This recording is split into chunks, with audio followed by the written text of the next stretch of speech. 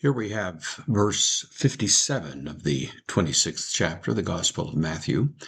Jesus has just been arrested in the Garden of Gethsemane. The disciples have, as anticipated and predicted by Jesus, abandoned him. And the story proceeds now. So we have hoi, this is the plural article, kratesantes, this is from krateo. The word has to do with taking something powerfully, grabbing it. Of course, our word, various forms of CRAT, as in autocrat or democrat, and other words are derived from this, having to do with the locus of power.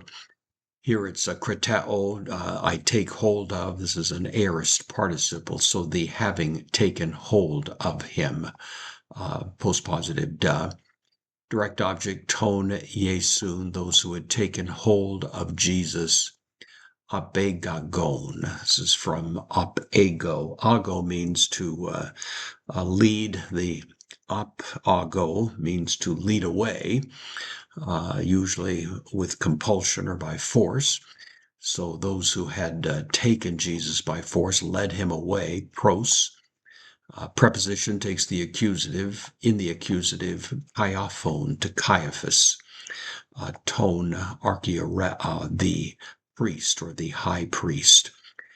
Of course, Matthew skips any mention of appearing initially before Annas, who was still, in a sense, the de facto high priest. It was a lifelong appointment, but he had been deposed by the Romans, but nevertheless exercised a huge amount of influence in Israel and even with the Romans. And so that particular meeting is skipped over here, and Matthew picks it up as he's taken to Caiaphas, who was the de jure high priest, the one who had been appointed by Rome, the son-in-law of Annas.